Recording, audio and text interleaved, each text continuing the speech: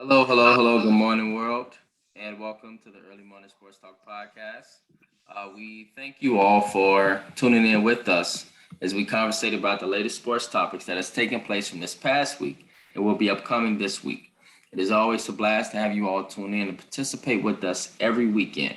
As a reminder, that every week we always like to begin our podcast by reminding our audience that the Early Morning Sports Talk podcast can be found on Facebook via the Early Morning Sports Talk podcast page, on Spotify as the Early Morning Sports Talk Podcast, YouTube, Apple Podcasts, or any various places where you can find your podcast as the Early Morning Sports Talk Podcast, as well as our own Facebook pages via Brandon Price, Jamar Goodman, and Peoples Hernandez.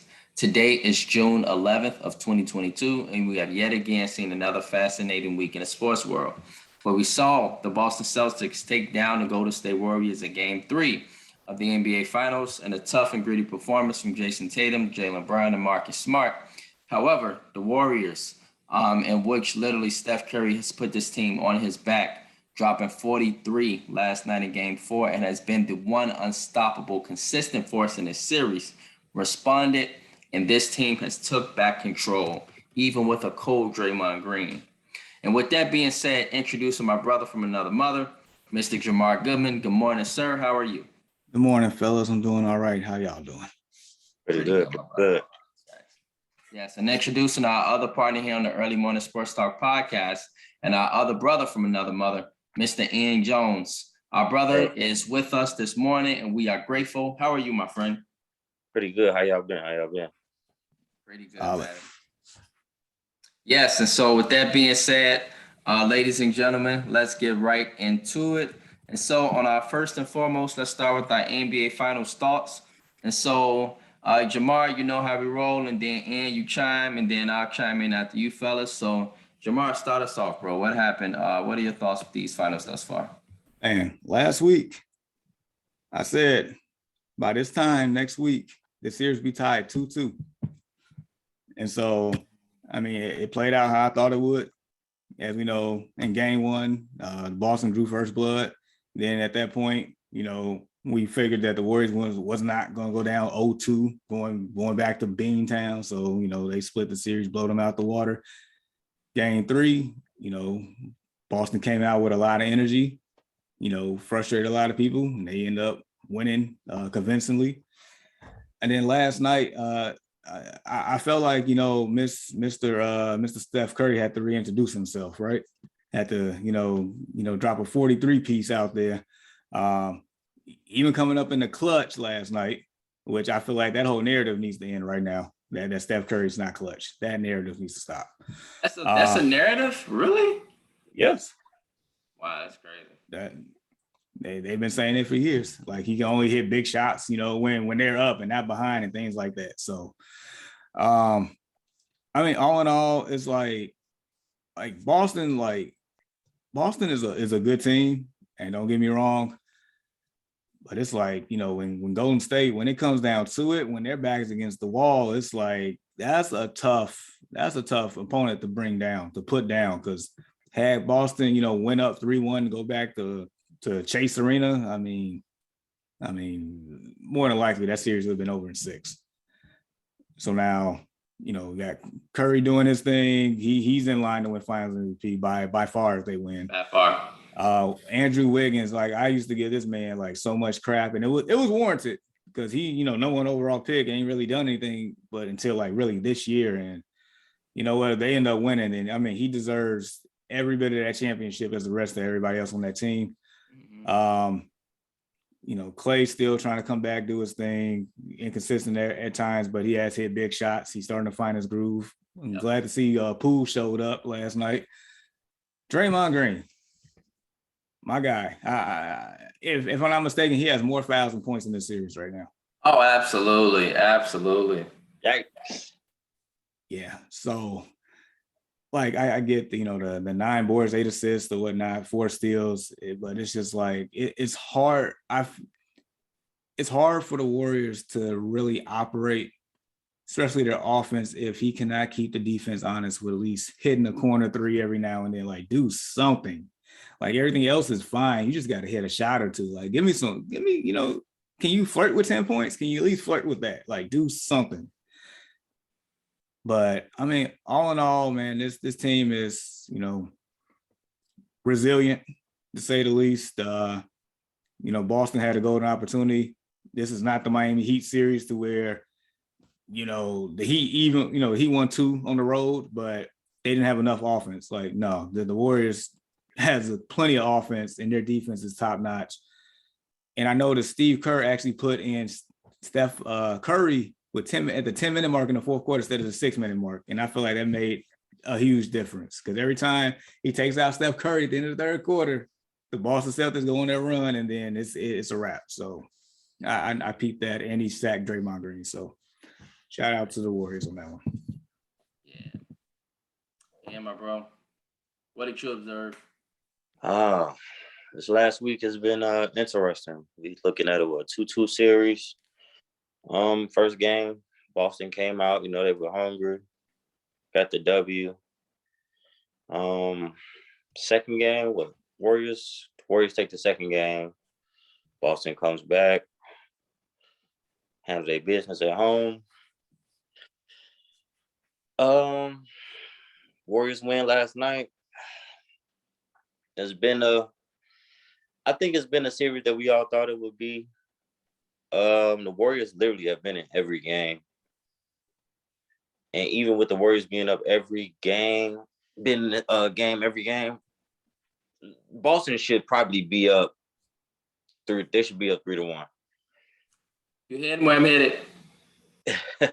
They should be up 3-1. Last night, I felt like they panicked when the Warriors got the lead and was up by like 3, maybe like 4 or 5 minutes left. They start panicking and they were up 4 with 5:12 left.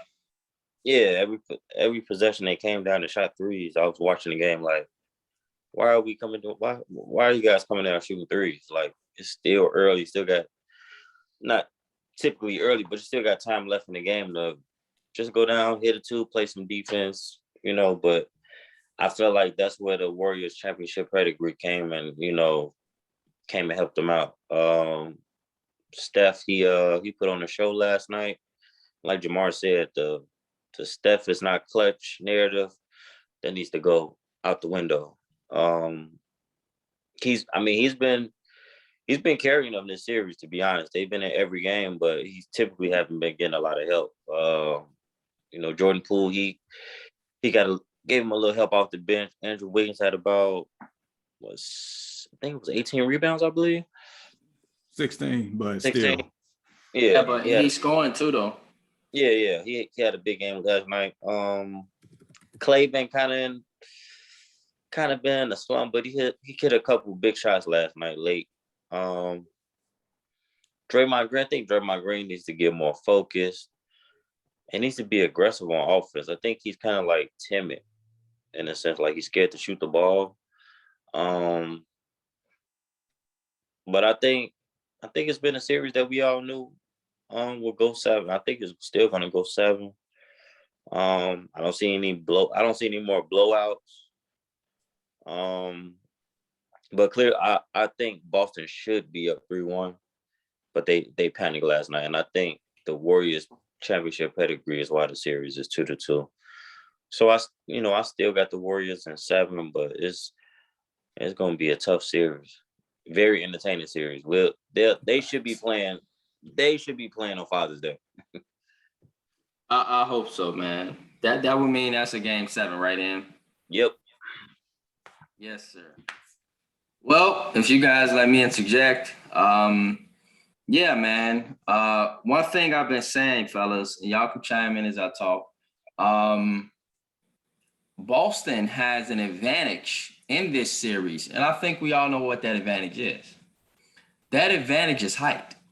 Yep. That advantage is Robert Williams. That advantage is Grant Williams. That advantage is Al Horford, and even Daniel Theis to a certain degree. Daniel Theis hasn't been playing much. Grant Williams didn't play at all really last night. That was a little confusing. He didn't play at all last night. One thing that Golden State did do very well, y'all, is that they had to respond to Robert Williams because Earlier in the game, in the first half, he was getting his way if you guys watched the game. Getting boards, getting second chance points. Draymond Green couldn't really stop him. He getting frustrated on the defensive end. He's getting additional second-hand rebounds, getting Boston extra shots, etc.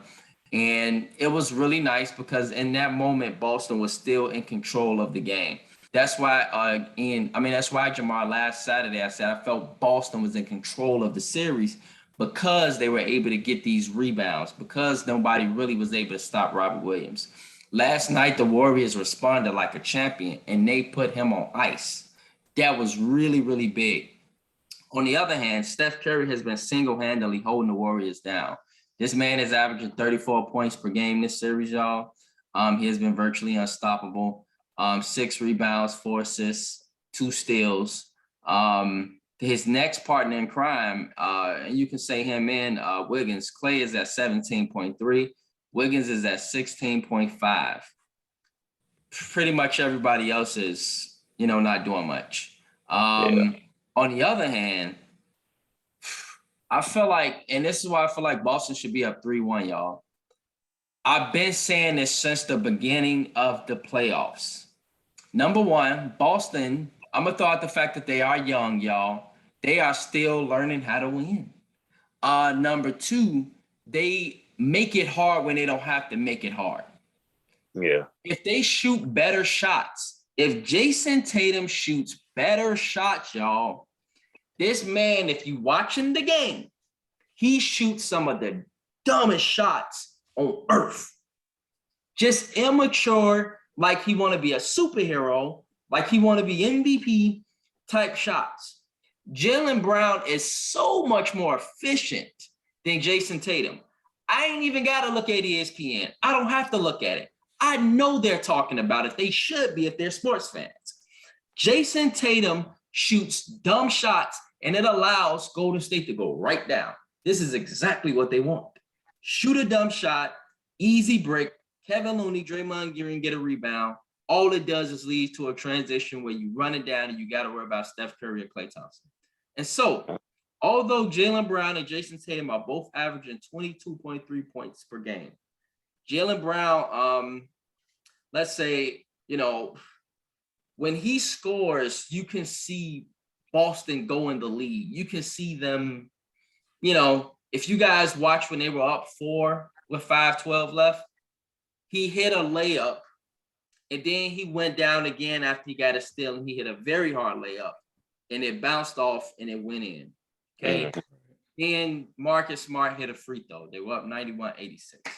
You can see when Jaylen Brown scores, the momentum of the series and the games just change. Jason Tatum, however, when he scores, it's like, all right, either he getting garbage points, being honest, or he pinpoints where it's early in the game and I feel like it's not as clutch. But I need Jason Tatum to be more clutch. I need him to be more efficient. I need him to shoot better shots. That's if Boston is going to win the series. On the other hand, let's not forget that Golden State, as Jamar stated, is very, very fantastic defensively. But Boston is too. Okay, so both of these teams are very, very fantastic defensively, which is why you're seeing an unguardable person like Steph Curry hit, honestly, y'all, difficult-ass shots.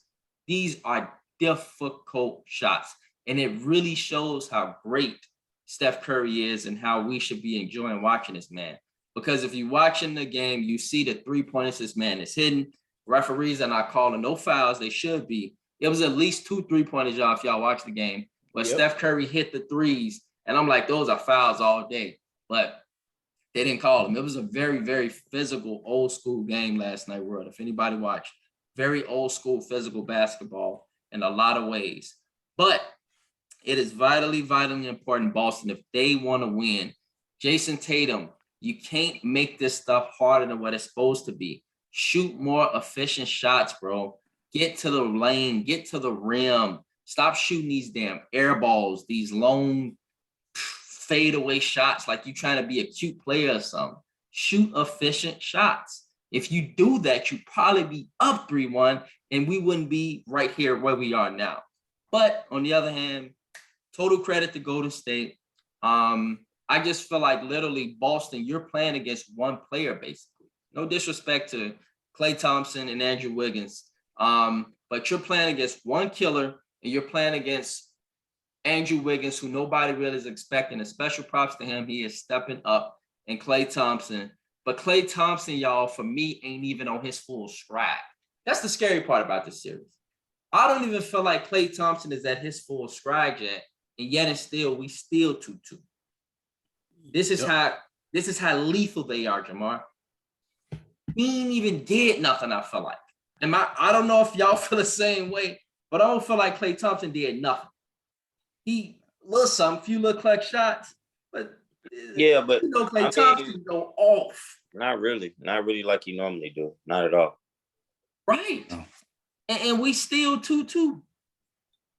All right, y'all. That's just me. I wanted to state my piece. Good morning, y'all. We got 5 participants. If y'all feel free to hit that like button.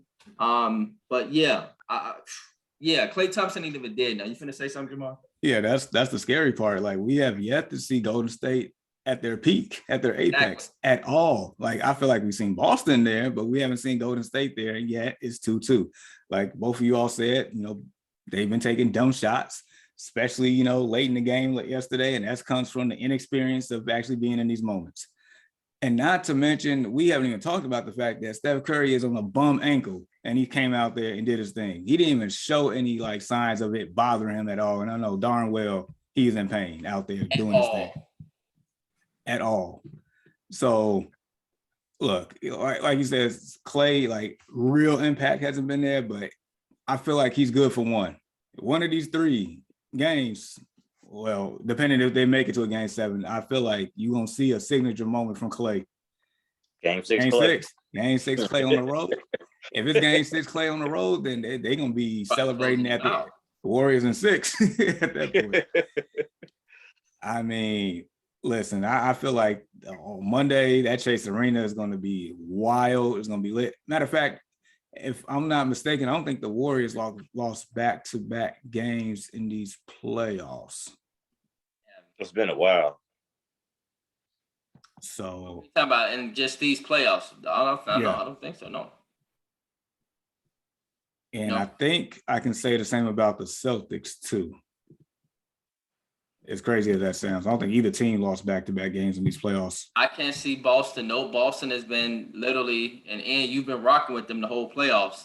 They have legitly, bounced back every game. Yeah. This is the part. This is the part where I'm saying they making it hard, y'all. They're known to give up a game or 2 at home and then go beat you on your own floor. What the hell? Yeah, and go beat you on your own floor. It's weird because it's like last year they lost 2 at home to the Heat, who can't score, who couldn't score the ball. I'm just saying they better not try that same approach with this Warriors team, because I feel like Warriors will get it done. They'll finish this in 6 if they think they just gonna mess around and we're gonna force the game. No, it doesn't work that way. No, they smell blood. Steph in game 6 Klay. They gonna send him home crying. Let me ask you guys this though. Right. Do you guys think Boston has a true closer? For me, it's Jaylen Brown. That's their true closer for me. No disrespect to Jason Tatum. I feel like he's a great, great basketball player, y'all, and he's on his way to superstar status. But for me, Boston is at that peak when Jaylen Brown plays well, when he gets his shots, when he gets his momentum going.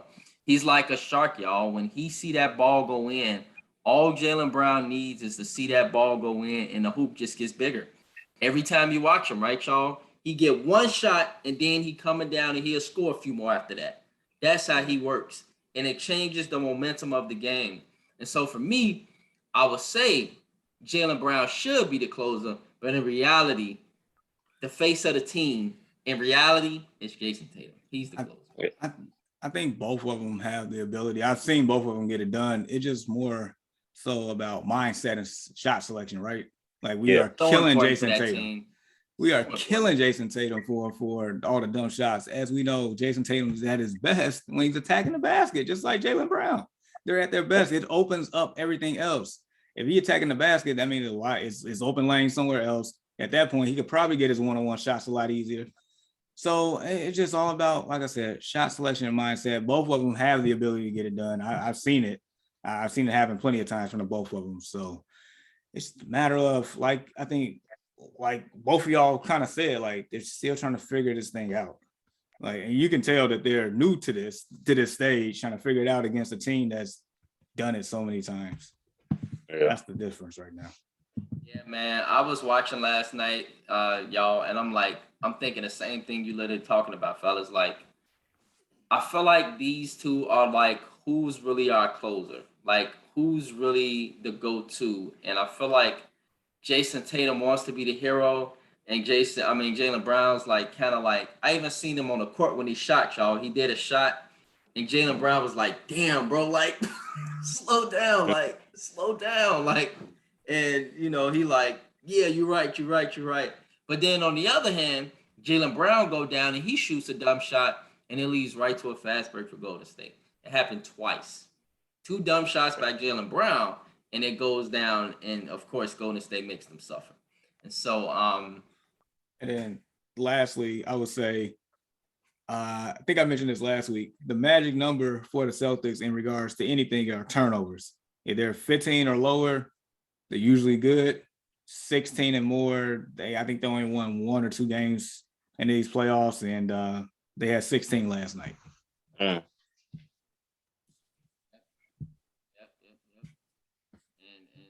just quickly, fellas, a lot of stuff is about even. Team comparison 105.5, 105.3. Golden State is at 105.5, Boston 105.3. Golden State 41.8, and then Boston 42.8. So the rebounds are a difference in this series, and it's going Boston's way. If they can control the paint, they can control the series. Boston got a lot more assists. And so although Jason Tatum, y'all, is shooting dumb shots, he got 7 assists. He's averaging 7.8, which is pretty much 8 assists. That's pretty good. And so he got to be more efficient with the shot selection. Golden State definitely got a lot more steals, and the turnovers right now, Boston is at 15 and Golden State's at 14.8. So the turnovers play a role too, man. I do. And just looking at last night's stats, like you mentioned, like Boston has all this height and advantage, and yet there was a minus 13 on the glass. Like, that doesn't make sense. Yeah, last night they were totally out of whack last night. They did not do much in the paint at all. And I felt like that kind of participated, y'all, with Grant Williams not playing. I don't know why he didn't play as much last night, but he played like what, 3 to 5 minutes last night. And he's been like a vital, important piece for that team. And so I was a little lost on that one. Felt like he played 13, but it felt like he was only out there for like 3 to 5. He ain't did anything.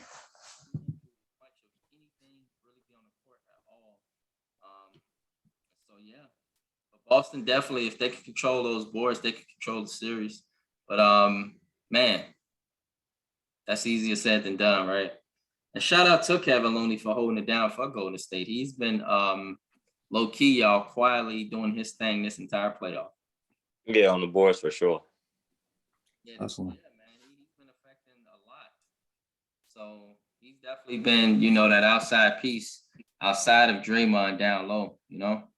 It's been holding things down. And so, just to confirm, fellas, I got Golden State in 7. Jamar, you got Golden State in 6 or 7?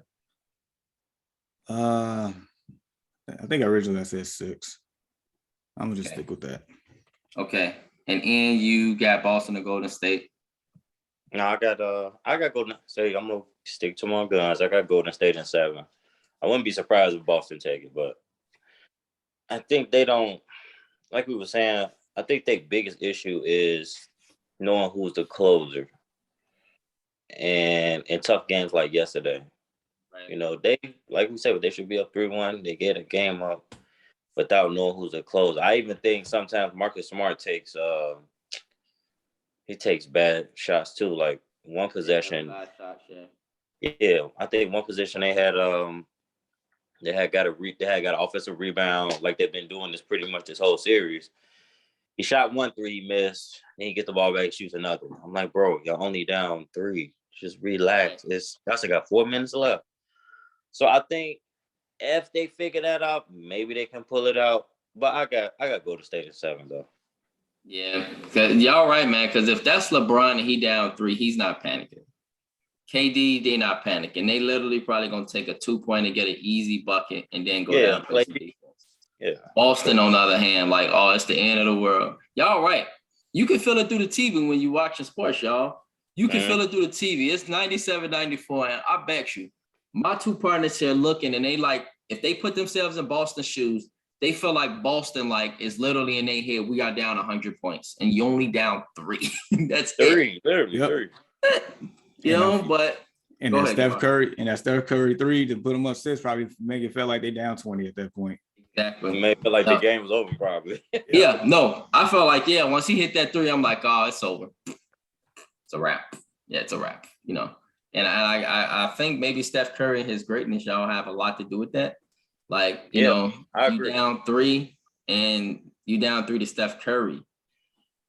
Yeah, because you know at any moment he can come back and make you down 6, which he did. It did 9. It did 9 after that. Then it's a roller coaster ride at that point. Right. And so it's a lot to deal with, like Jamar say, man. That's why you know, the pick was there. And Jamar stayed confident is because with Golden State, it's hard to beat 4 times. And it's literally really extremely tough to beat just in 48 minutes in general. Facts. So we got a comment here from Deshaun. He said Boston beat themselves. It was truly a tale of 2 halves. Got to give a shout out Curry for being true captain of that final ship. Yep. Yeah. Man, Deshaun, I wish you had said explain in further detail what you saw on how Boston beat themselves. Because for us, we felt like Boston did a lot of dumb shots. Ian and Jamar, maybe y'all can explain to Deshaun, like just quickly, like how y'all felt Boston beat themselves. I just felt it was really dumb shots. Yeah. Between the dumb shots, I've seen some dumb passes, just stepping on the baseline, stuff like that. Just, I guess, not being calm in the moment when you're going through a storm. I feel like that was the biggest difference maker. Like Golden State, like we talked about, they've been through it plenty of times. Them being down 3 or 5, late in the game, they just know it's 5 points. As far as Boston at the other end, being down 3 or 6 and make it feel like you're down 15, 18, 21. I don't know. But yeah, I think just more so demeanor at that point is the biggest difference. Yeah, I agree. The questionable shot selection down the stretch, just weathering the storm on this big stage. I think that's their big issue. Like we said, they literally should be up 3-1, but you know, weathering that storm. I mean, it's a tough tag. It's not an easy thing to do. You know, Golden State, they got a lot of history in doing that. So, yeah, I feel like that's the reason why they have lost games. Even in the whole playoffs. Right. I feel like that's the reason they've lost games, just not weathering the storm, especially at home for some reason. I feel like if they were in Golden State, maybe they would have made better shot selection or I don't know, played better defense. But I don't know if they get nervous at home or something. No, I don't know what it is about home for Boston this year. It's interesting. That's interesting, y'all, because I feel like in Boston, they be so riled up. The crowd is so riled up, just as much as it is in Chase Center, right? Yeah. And I feel like they know, like, it be so much build up throughout the day. Like, y'all remember literally game 6 in Miami? Well, against Miami and Boston, how everybody and their mama was just rowdy in Boston. I'm watching, like, NBA Edition, you know, like the talk shows during the day, y'all. Yeah. They all in Boston. The crowd ready, people there early in the day. They live sleeping out. I'm like, man, like this stuff real in Boston. Like they are literally ready for the game, and it's just such a build-up because it's such a great basketball town with great history. And then it's like I feel like it's pressure, y'all. It's like a low-key pressure in Boston or something. And it's like a lot of pressure, I feel like. And when they're not there, I feel like they have really not much to lose, you know? Yeah. It seems like, when they're at home, and I feel like I don't want to say take it for granted, but they probably think that, maybe they don't have to, like, their margin for error is a little bigger. Maybe they feel that way, to where, like, oh, okay, well, we just gonna turn it on at this point. We got the crowd behind us. We, got all this energy, the six man of the, everything, and maybe they just not as focused as on the road. Like, the only thing you have to focus on is just the game and not everything else. Maybe that's it. But Jamar, wouldn't that be tendencies of a young team that's still growing? You feel like? Absolutely. Mhm. Absolutely. Like, I think outside of Horford, I think Smart is the veteran of that team, and he's not like, what is he, 26, 27, maybe? Like, these Well, guys are Horford? young. I mean, Besides Al Horford, yeah. I mean, they might even be younger than that. I would Like, say Tatum, 23, 22, 23? Yeah, I know he's no older than 24. Yeah. So just ages, FYI, fellas. Smart is 28. Jason Tatum, 24. And Jaylen Brown just made 25, literally. See? Yeah, so yeah. Yeah, they're figuring it out. Right, for sure. Well, fellas, game 5 Monday night. Next Saturday, y'all, we will be rocking on the Early Morning Sports Talk podcast. But don't catch us the following week. We're gonna be somewhere on break, all right?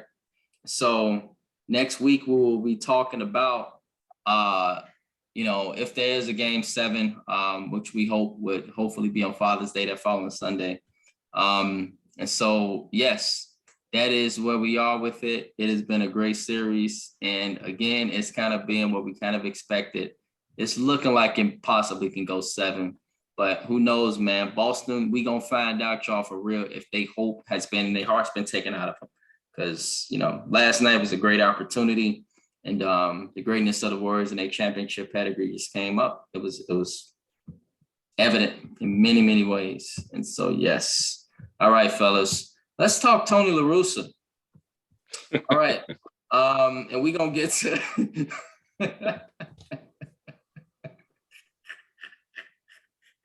oh man, you're making my damn stomach hurt.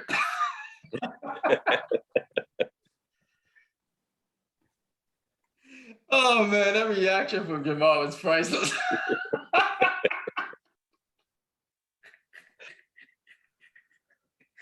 Oh my goodness, man. Oh, my stomach hurt.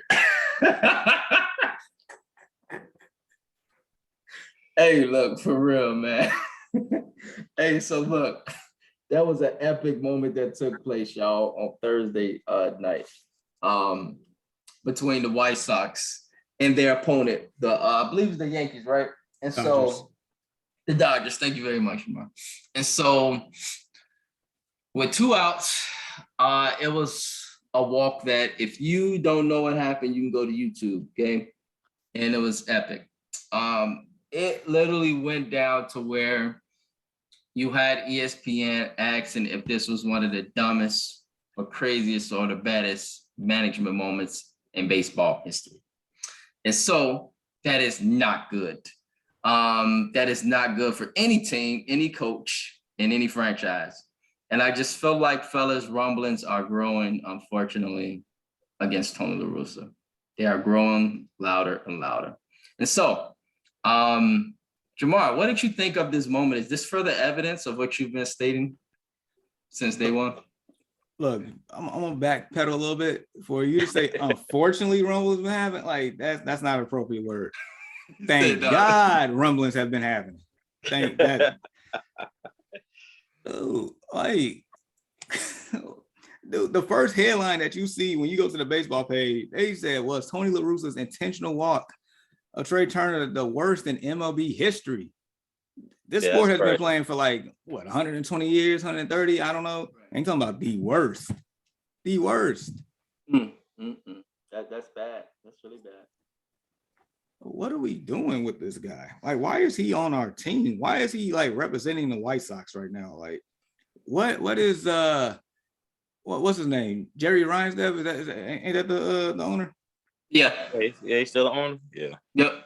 Like, bro, what are you doing? Like, why is he here? this drunk? Why is this drunk managing my team?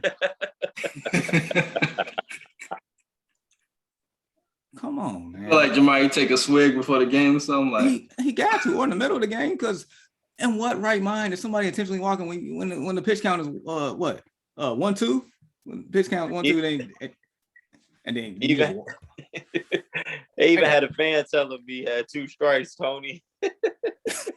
Come on, man.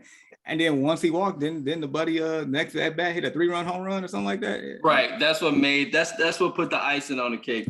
And by the way, y'all, Anthony Walsh stated, this is why I showed up this morning. See, Anthony was quiet the whole time. He was waiting for this moment right here. My gosh. Like, dude, we 2 games under 500 right now. Why is this, like, I'm gonna just keep asking questions. Why is this drunk running my team? Why? It's a legitimate question. Like, the man got a DUI before he even managed his first game with the White Sox again. Come on. Yeah, that was correct.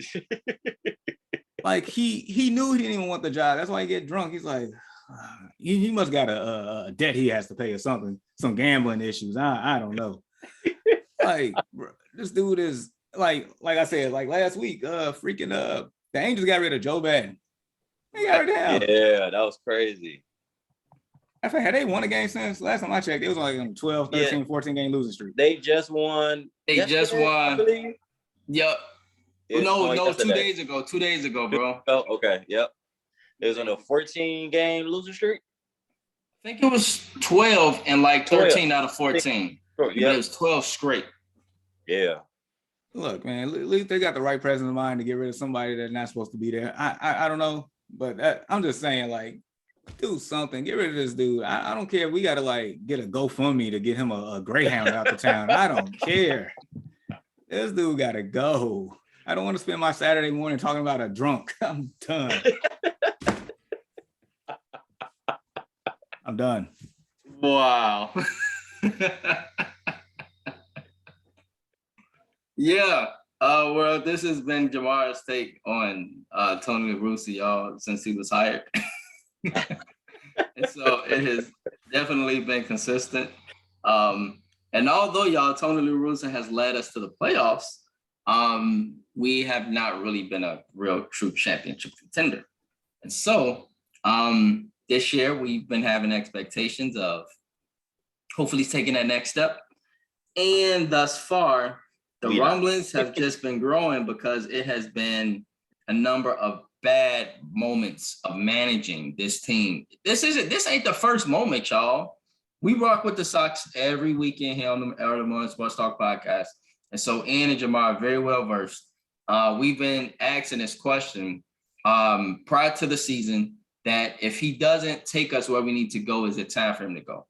On the other hand, we have been underachieving this season, and there have been bad moments of walks, etc. There was another moment, y'all, if y'all remember, like a month ago, remember, where Tony La Russa did a very similar thing, and we were asking the same questions and kind of having the same reaction. And so it's a trend here. Anthony Walsh stated, Ryan Reinsdorf regretted not keeping him back in the day. That's why he's here now. Makes sense, Anthony, for real. He also has this weird obsession with being loyal to former players like Ventura. Right, who was the former manager as well. And so, yeah, this is very, very true. And it kind of makes sense in a way in regards to why Tony La Russa might be here and why Reinsdorf tends to be continually rocking with, our current manager. Ian, bro, what did you think, like, when this happened? Like, was you like, is this just a tough decision being made by Tony La Russa, or do you feel like at his age, he's seriously becoming a little incompetent? Because he is around 80 now. Or like, I don't know, could it be taking a swig during the middle of the game? Or it's a lot of possibilities, man. Side note, I like that word incompetent. I don't know why, I just like using it. but I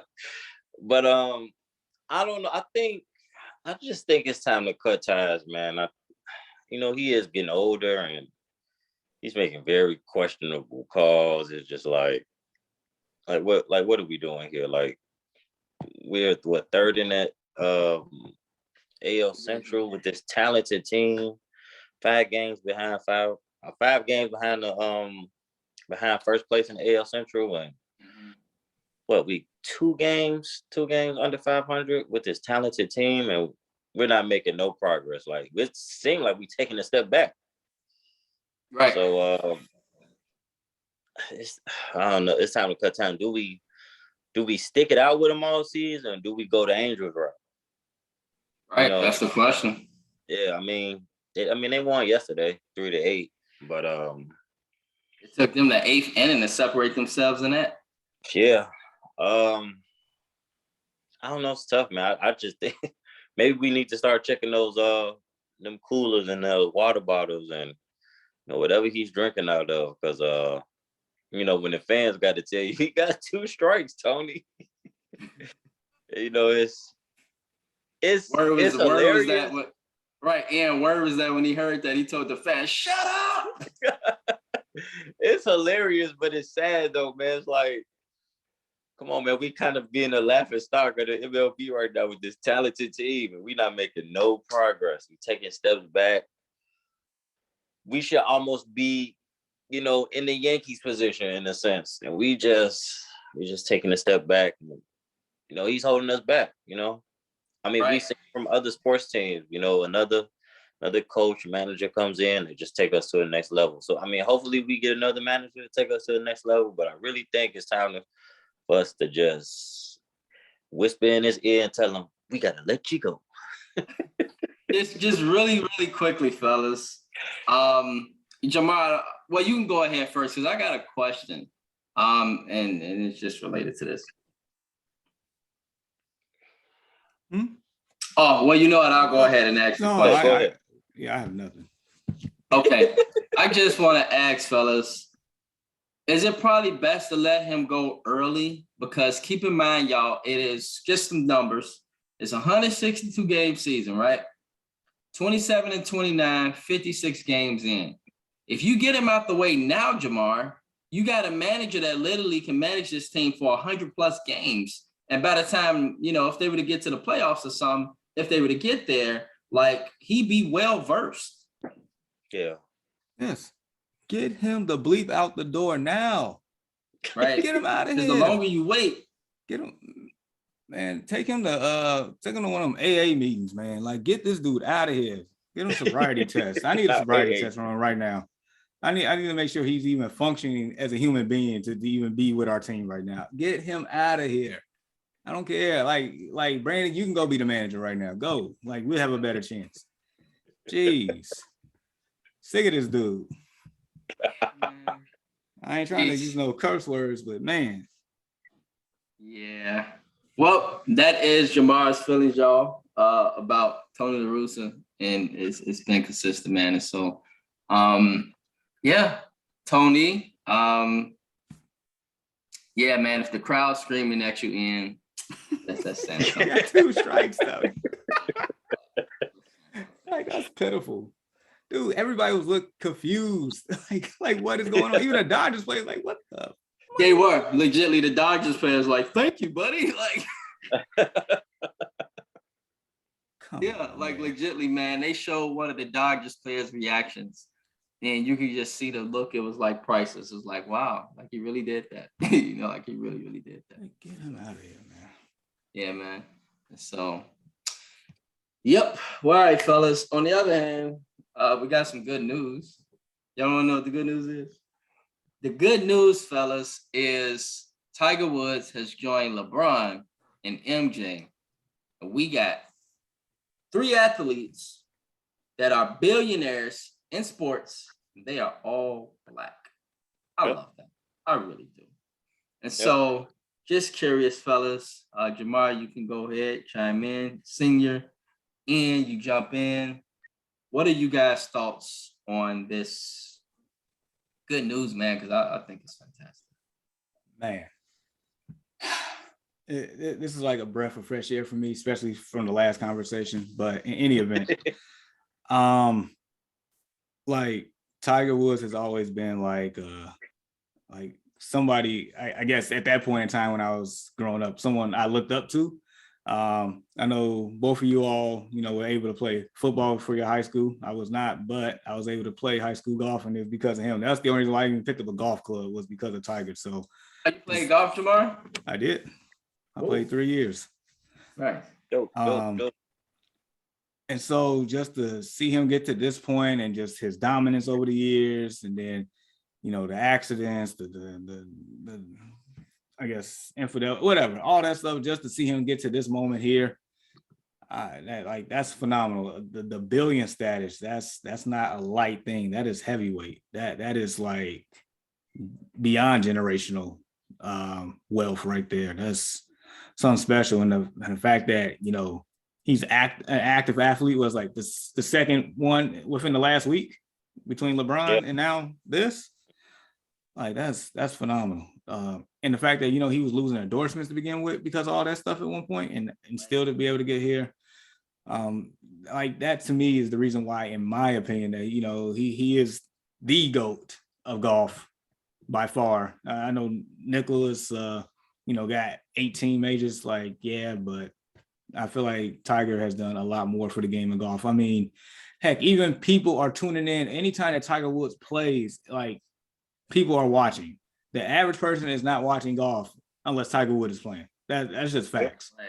And with this new IVL thing that's going on, that's really about to jack up the whole PGA. But that's neither here nor there. But either way, when Tiger's playing, the ratings go up. When he's not playing, I'm not tuning in. I mean, I'll pay attention from a distance, but I'm not watching. But when he was at the Masters, guess who was watching it? I was watching at work. I don't care. So yeah, I mean, that's the Tiger Woods effect. Congrats to Tiger Woods. You deserve it. You earned it. You broke barriers. It's well warranted. Yep. And by the way, Tiger's at 15 majors, so he can still catch Nicholas. Mm-hmm. Yep. Yeah. So, Ian, your thoughts, bro? Phenomenal. Very polarizing figure in our community. Like Jamar said, he was the reason he started playing golf. Like, I know a couple of my peers will probably say the same thing, that I know have played golf. Yeah, it's been a roller coaster ride for him, probably the last, for 5 to 10 years, with the allegations, and, he had a real bad car accident, possibly could not be here, but it's just a kind of a full circle moment, He's been holding down golf in our community for a long time. I would say about close to 20 years, maybe even more. Yeah, man, you just gotta applaud people like that. Make it, watching guys like that, you just know it's possible. Anything is possible. If you want to do it, anything is possible. Same for LeBron. And same for Michael Jordan too.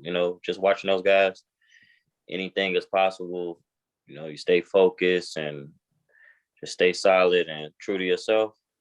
Anything is possible. It's a good feeling to see those guys in our community become billionaires. Yes. And over here preaching, man, anything's possible. Yep. Anything's possible. And that is facts, bro. That is absolute facts. Man, I love it, y'all, because it kind of reminds me, y'all know how we've always been talking about for years, how the owners take all the money, how the big guys always take all the money, generally white guys.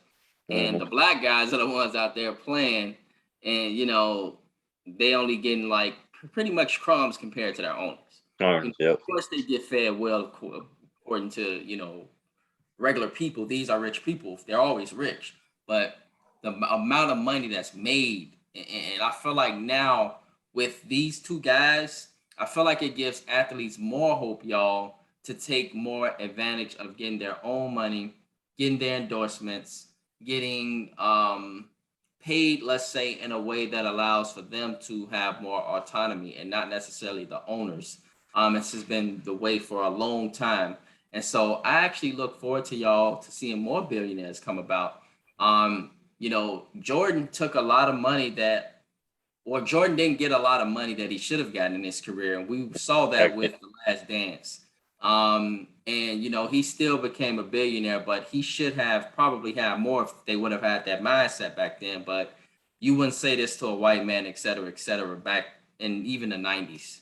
And so Yeah. things have changed now with the trajectory of where society has been going. And so, yes, I know we're going to see this more, especially amongst more athletes in general. I know Tom Brady's only at 250 million. But with the deal he's made, et cetera, they're going to try to bring some, and I'm being honest here, they're going to try to bring more white billionaires. They don't like to see that it's now 3 black billionaires, and No. these are all athletes. And so trust me, they're going to find ways to try to bring some of these Caucasians. But when it comes to athletes, unfortunately, we have more athletes of color, and they've been playing a sport, and they deserve it. And there should be more billionaires because these guys, many African Americans have been running these sports for years and years and years and years. And it's good that they finally standing up. Go ahead, Jamar. So I would say this much, like it should be a lot more, especially if you think about the sport of baseball, who hands out these mega deals. But the way baseball is, I guess they don't know how to, I guess, market their players like they should. To the public, right. If they was Like able to get the basketball same deals as the NBA players as the NBA players and some NFL players, then you probably would see a lot more. And as we know, that sport is predominantly white, so you probably would have had a healthy mix between white and black athletes that billionaires right now. But baseball, pastimes, and you still got Tony La Russa out there, so that's the reason why you don't have billionaires right now. Right, that is very good, man. And so, it's baseball is like one sport for real, y'all. They get paid some big bucks, and these guys get huge $300+ million contracts. That's a lot of money. It should be, and so we'll see what happens with the Mike Trouts who get these huge contracts and all these other great players who get these huge contracts. But unfortunately, like Jamar stated, they are in a sport that's not as popular as the NBA or the NFL. And so,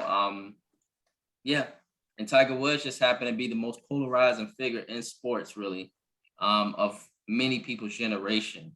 And so he's the most recognizable athlete probably anywhere. And I want to say this last point. I think him getting to the billionaire status is probably the most impressive out the three, because there's no like contract, in the PGA, you earn it. You go out and earn the money there, plus the endorsements. There's no like long-term security, no 5-year, $200 million contract. There's none of that. He has to go out there and earn it. Gotta go win. Yes. That means he's won a lot. Yeah. I do have a question. So I would say, who do you guys think will be next? I do have 2 people in mind. Who do you guys think would be next, reaching a billionaire status in sports?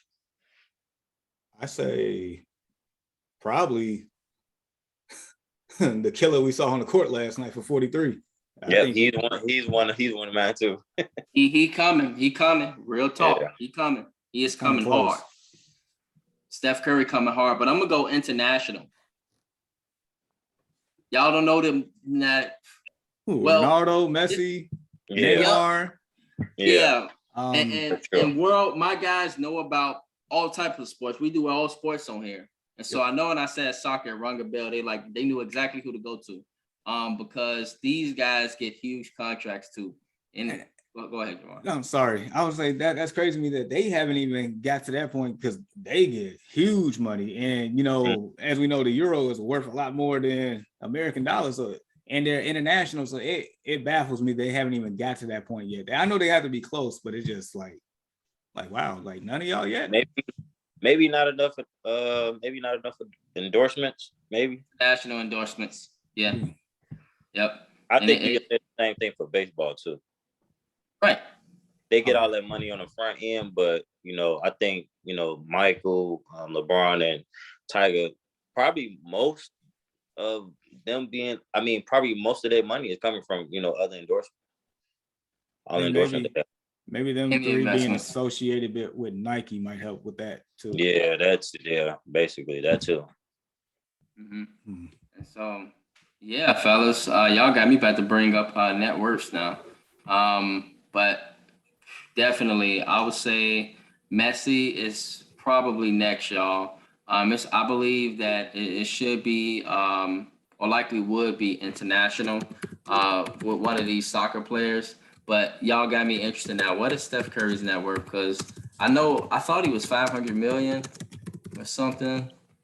It gotta be between 250 and 5. Oh no, he only at 160, y'all. 160. Um, yeah, he at 160, but most of his money. Yeah, he at 160. I'm surprised, but But that should go up rapidly in the next few years with these contracts and extensions coming up. Like the annual per year is going to be 40 plus, so that should rapidly raise. But geez, only 160. right, yeah. My other person was it was Steph and maybe Kevin Durant. KD, what is KD net worth? KD is y'all at 85 point. Well, Really? 85. Yeah, 85. No, this is just 22 earnings. Sorry. So bear with us, world. We like to study here on the Early Morning Sports Talk podcast a little bit. And so these are just earnings, y'all, from 2022. And you right, and Kevin Durant, he right there, damn it. Like, you see LeBron number one, then you got a lot of the international players, like Jamar stated, Messi, Ronaldo, Neymar. Surprisingly, Canelo Alvarez makes a lot of money too. There goes Steph. Stephen Curry right there, and then KD. Then you got Roger Federer. James Harden, I heard, make a lot of money too, low key. And so, yeah, he made to the finals. He'll make more. There go Tiger Woods right there at number 10. Just right. Then my favorite football player of all time, Matthew Stafford. Yeah, that's your boy. Yeah. And so, but look at Russell Westbrook, y'all. He didn't do nothing on the court. If that's the case, John Wall should be up here too. He was at the game last night. I thought I saw him. Wasn't Draymond shaking up with him or something like that? Yeah, he shook his hand after the game. Yep. And so, yeah, man, like those are just 2022 earnings. And so I'm just curious, y'all, on like, as example, I want to see what's Lionel Messi's net worth, because I know that he makes a lot, y'all, especially being in Paris. So his net worth is 600 million. Okay. I mean, that ain't bad. Goddamn it. I mean, it's pretty good. Not too far off. Right. And Cristiano Ronaldo, he should be up there too. 500 million. Yeah. So KD is at 200 million so far. So where's the chef at? Let's see. You say Steph? Yeah. 160. That's career? Yep. His net worth is 160. But he made 86 million last year. I mean, that's a lot. So when you look at starting to rise. Look at that, like he gonna rise fast. Yeah. He just I'm guessing he just hit 160. So yeah, he gonna rise pretty quick. The next 10 years, he gonna he should be there.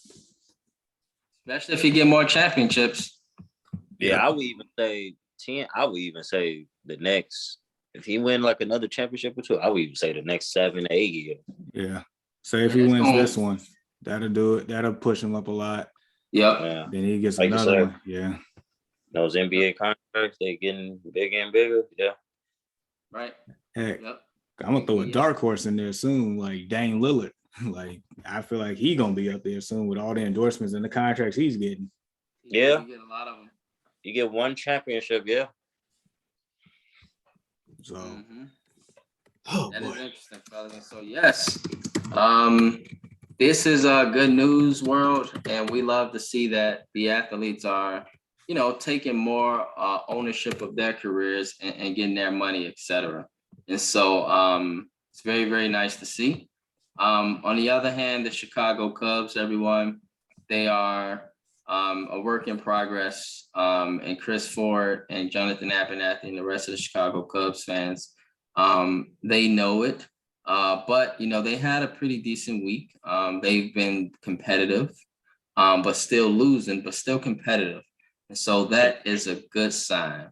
And so I'm with gonna that take being, I'm gonna take Go a ahead. quick shot at the Cubs, man. As you see, our Bears came out there and was slugging it at Wrigley Field, looked all nice and stuff. I mean, our Bears team could probably feel better than the current Cubs roster right now. So go ahead, play Neither us side Justin Justin Fields. Fields. Heck yeah. They Right. can outperform the Cubs right now. Just taking my parting shot. Yes. And so with that being said, Jamar, any final thoughts or shout outs, bro, as we head into the weekend? I mean, I would say, look, we are in the midst of the NBA Finals, which means we have at least 2 more games left, if not 3. And then, we are in the dog days of summer, so enjoy it while you can, people. I know the NBA draft coming up. I know I'll be on my Adam Schefter with the NBA free agency, but other than that, man, it's just enjoy the weather, behave, be safe. That's all. And No, not too much. Like Jamar said, just enjoy the weather, be safe. Enjoy the weather, have fun with the kids, and yeah. yes, sir. Yep. So yeah, fellas, I third that. Enjoy the weather, be safe, be smart. It's a monkey virus they say going around, so be careful with that. I'm serious. It is. Yeah, And so yeah, be careful with that. And so yeah, other than that, y'all enjoy this summer. Summertime shine, one of the best times of the year. And so yes, NBA Finals, Game 5, Monday night. This week, y'all, we will have a champion crown. And so looking forward to it. So, all right, everyone. We thank you all for chopping it up with us this morning. Truly appreciate it. Appreciate all the love, all the activity on the page, and the continued conversation. We look forward to continuing the conversation, everybody. May you all have a great weekend and peace.